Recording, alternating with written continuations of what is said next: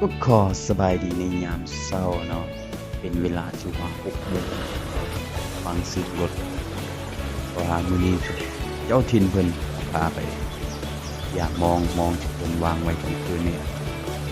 เพิ่นว่าถ้าพยายาม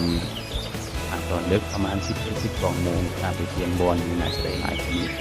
แต่บ่ฮู้ว่าสิได้หลายเท่าใดก็เข้าไปเบิ่งกันเลยกำลังเดินทางไปเนาะกำลังไปทางจากที่พักประมาณ2กิโลเมตรนี่มาดูบรรยากาศในยามเช้ากำลังนั่งเรือเรืออยู่บรรยากาศในยามเช้าก็จะสีๆเย็นๆแล้วนะนี่มันลำพากเนาะซึ่งว่าในยามเรือบอกพรรษาก็ลำก็อยากมองคุณอยู่เพราะว่าปลานี่บอกเลยว่าพื้นเพียงแต่ด่างนึงก็เห็นปลาแล้วเจ้าชินเพิ่นกำลังคัดหัวปลาอยู่มักเนาะมักในธรรมชาติเนาะมักในธรรมชาติของบ้านเฮาซึ่งว่ามาหาปลาตั้งแคมป์อยู่นี่ก็ตายนึงจากเรียกว่านักหนานี่แหละเป็นจากผ่อนคลายทางด้านแนวคิดแบบเจ้าถิ่นเพิ่นเนาะเจ้าถิ่นเพิ่นเป็นผู้พามาเพิ่นว่าบ่ต้องเฮ็ดอีหยังแล้วมีแต่เฮ็ดใส่หม้อมีนี่ก็ปลาคันสิกินก็แห้งแล้ว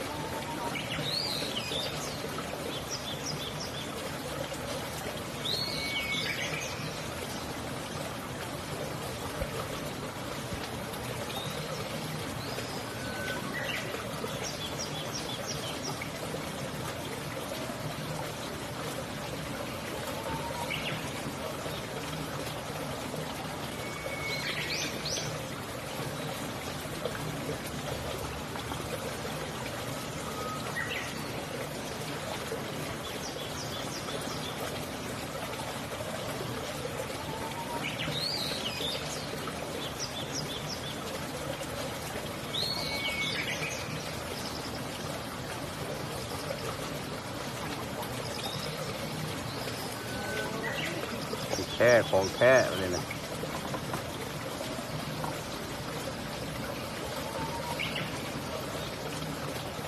เดี๋ยวน้ำกอเมืองไทยนี่บุบลาย2 ปีมานี่บ่เห็นแล้วมันอ่อนะคือสิบ่ทันอ่อหมดก่อนแต่ละเทื่อนี่โอ้ยามเข้าหนาวนึงมันอ่อนี่ได้เด้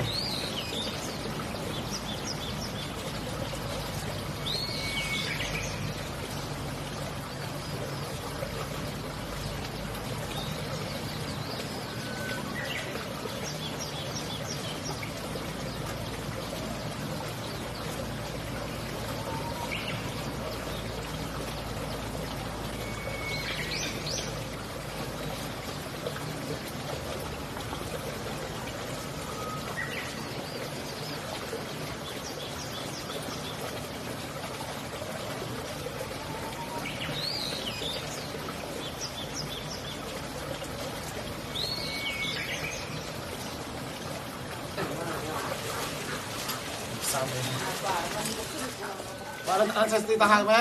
อันสักเซนบ่อันนี้ปลาไม่กินนี่แหละมันมีขึ้นอ่ะคนอีดี้ทอกก่อนแล้วก็เข้าไปมันจริงใครรู้ไปก่อนเนอะคนอีดี้ก็คนอีดี้ชอบปลากัน